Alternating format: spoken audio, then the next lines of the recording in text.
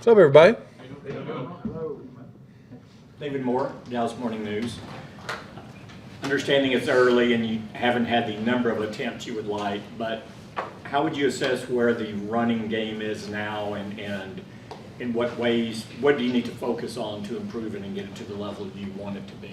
Yeah, I mean, I think, we're all aware of the attempts. The way last game turned out in the second half, our inability to stay on the field on third down hurt our ability to run it. And then this game, just the score kind of got away from us. I think we're doing some good things. The running game's a feel thing. There's attempts, if you will. There's getting a feel for the backers and the flow and things like that. And when the game plays out a little bit like it did yesterday, it's just hard to get that feel. We'll get back to work this weekend on it. We'll have a really good practice on Thursday. I thought 9-on-7 last week was a hell of a practice, very physical. But again, the running game's an interesting thing because there's so many things that have to fit together, David, and if it doesn't, it's not always going to look good. Clarence Hill, City, Dallas. How is Dalvin Cook looked on the practice squad, and is he still ramping up? Is he somebody you could turn to this week? Yeah, I think he's looked really good. I think you watch him in practice. He's given a really good look for those guys. We roll a lot of people through. I'd say he's probably getting the majority of it. And the most important thing for him is getting up to speed on our terminology, not just the X's and O's, but the rules that go with it. When you're a back, as you know, you got to be able to do both the run and the pass and the protections and things like that. So, but he's been a fast study. And, again, we like what we've seen from him. And another good week of practice, and we'll see where it goes. Brian, Todd Archer with ESPN. I think you have 4 pass plays of 20 yards or more. CD is 2 of them. You have 3 runs of 10 yards or more. CD is 2 of them. How do you get the other guys so the focus can kind of get off CD maybe a little bit? Yeah, well, again, I think you saw the interception. They had eyes on CD on the second interception. Tyron came through and actually pushed through Terp and made a hell of a play on it. But it's just, again, it's hitting the plays. We hit the big play to JT, which was great. It was a man-to-man. He took the shot down there. But, again, we've got plenty of things running away. I thought where they did a nice job is when they got the big lead, Todd, they played pretty soft, and they tested our patience, and they were going to put a lid on the coverage and not let us get behind them. And, when you do that, everybody wants big plays. We want big plays. We know big plays are necessary for moving the football and scoring touchdowns, which we obviously did not do a good enough job yesterday scoring touchdowns. But it's the same thing. You got to pick your spots when they're playing that soft shell coverage that we were getting yesterday, primarily in the second half. And they did a nice job kind of making us check the ball down underneath the backs and things like that. Red zone last year, I think, was a slow start to the season, and it picked up. Why is that something that takes some time? Yeah, I think, we looked at this film and, we shot ourselves in the foot a couple times down there. We had a miscommunication on the one that Dak missed to the flat to Zeke. That was just a miscommunication with a blocking assignment. But, again, it's tighter windows and it's tighter throws, and we fixed it last year. I think, coming off the bye, we got a lot better at it. But we had an alignment issue we ran a little end around. We had an alignment issue that we should have caught and cleaned up.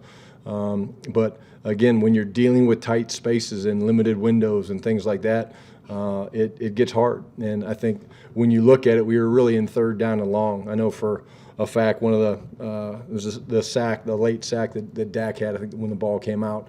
It was a 3rd and 9, 3rd and 8. They were playing really soft. And it's hard. So you got to get ahead of the sticks down there in the red zone, and we didn't do that yesterday. John Machota with The Athletic. Luke Schoonmaker, just how would you evaluate his day? Yeah, John, I appreciate you asking about Schooney because he did a hell of a job. He really did. He played very physical in all phases from a protection standpoint. I thought he did a nice job running routes.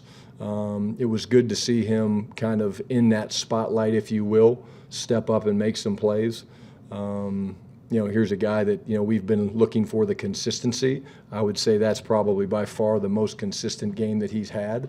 And I think that it was really good for us to watch the film today to confirm that. We felt that yesterday. We talked about it even in the locker room after the game, that we thought he did a really good job. And then watching it today, we definitely felt that way. And I know Dak felt that way as well. So something to build on. What's the next step? What do you need to see from Brevin Spanford going forward? Yeah, consistency. Again, he's a guy, we love his play style. You watch him finish, you watch him knock people down around the pile, and he plays the right way. There's some communication things, and he had one of the calls yesterday that kind of went astray. Just a young player making a call, and he was decisive, but ultimately was not the right call. So just consistency, but love his play style, love his work ethic, his size. This is a really good-looking set of tight ends. Like when you walk by the tight end room, there's not a guy that you're like, oh man, he doesn't fit the build, whether it's the guys we've talked about, John Stevens, even Princeton Fan. I mean, they're all built the right way. So it's a young room, and you're going to have growing pains with young players. Brian Schottenheimer with The Athletic. We've talked for a while about Jaylen Tolbert's trajectory, his growth.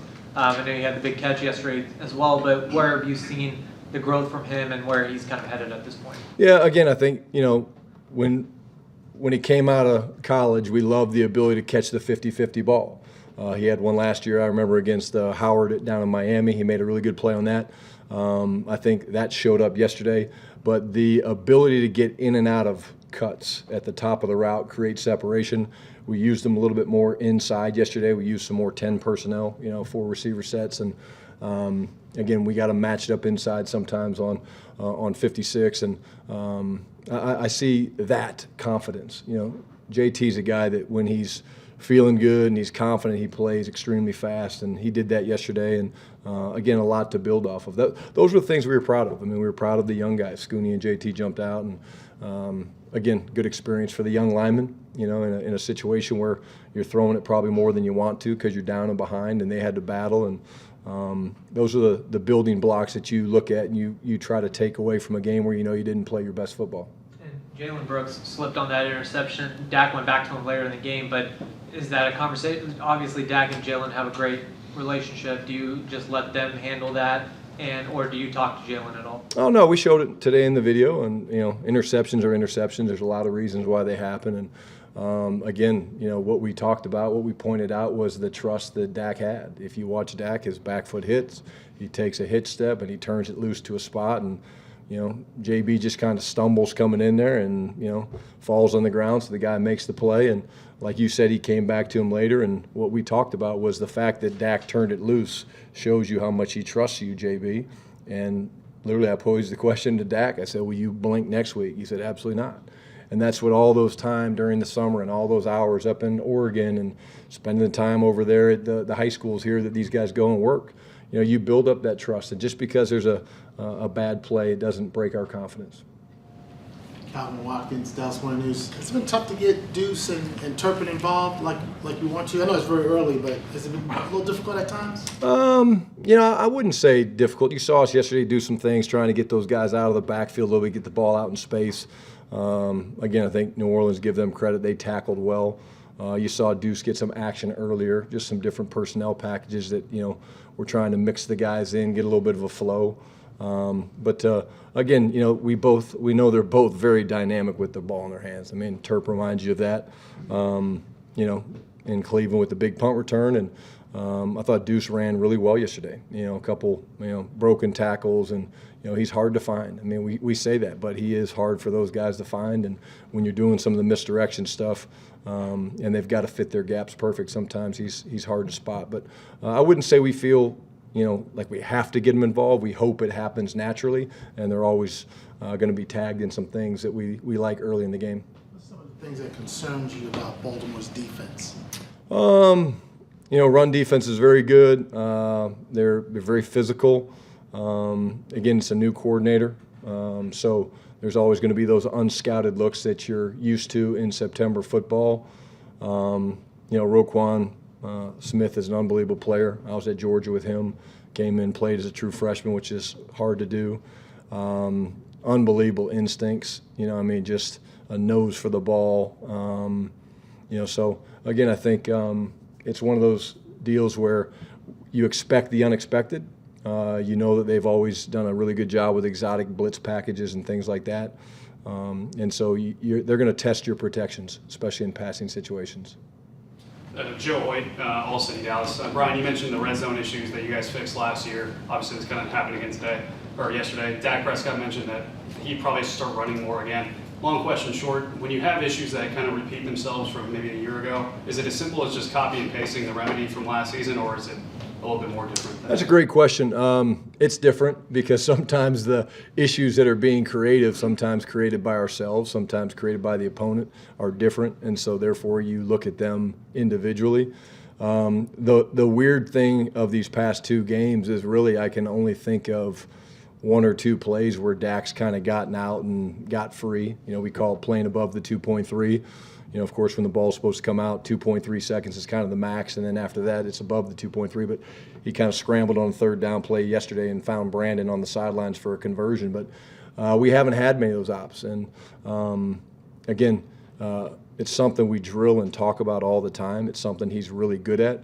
You don't want to force those. I know he and I were talking on the sidelines as the clock was kind of winding down about the 4th down play down in the red zone.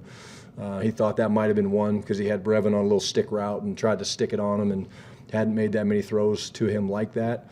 Again, you get in trouble when you force him, and he's just got a really good feel of I got to go when I got to go. Sometimes it's out the back door, sometimes up and out, and he won't force them, but when they come up, we're pretty good at it. So things that we'll continue to emphasize both pre-practice and post-practice.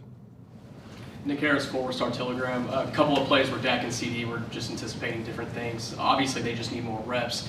Is that something that you look at and try to integrate throughout the week, or how does that kind of come about naturally? Yeah, it's them making up for time. Again, there's a couple angles where, CD's flatter than Dak thinks. Dak thinks he's going to come up, right? The cool thing about this game, right, is it's moving objects, right? So we know where we're supposed to go, but there's a defense out there that wants to get in the way and certainly take things away. But I will say that, like, if you look at the touchdown to CD, the timing, you go back, Nick, and you slow it down and you watch Dak kind of turning that thing loose before CD comes out of his break, really into double coverage. I mean, they were doubling CD, and he beat the double team not only at the break point, but also once he caught it. Speaks to the fact that they'll be okay. But it's just time. It's just them spending the extra time. They throw about 4, 5, 6 different concepts at the end of each practice, and over time and days that builds up. And again, we don't expect it's going to take very long. What have you liked from Cooper Beebe so far? I love his mentality. I love how calm he is. His leadership in there is really cool. I think I mentioned last week, you talked to Zach Martin, about the way he is in the huddle, and he's even keel. And again, getting some great work, some really good challenges. They threw some different fronts at us in terms of some of the 3rd down stuff where they're mugging up linebackers and things like that. But I would say just his demeanor and his composure for a young center is elite. And that's usually a good sign, because a lot of those guys, when they get in there and they've got big nose tackles over the top of them, they're trying to snap and move and reach people, it's hard. And again, knock on wood, the snaps have been great. And again, he's going to be a terrific football player. Finish up with Skyler Dixon with the AP. You come into the season with a little bit of uncertainty at running back, and you've had 2 games where it sounds like you all really haven't been able to evaluate it the way you want to. Do you get antsy at all trying to see what you have at running back, a little longer look and that kind of thing, or do you just sort of let that? Yeah, I don't think so.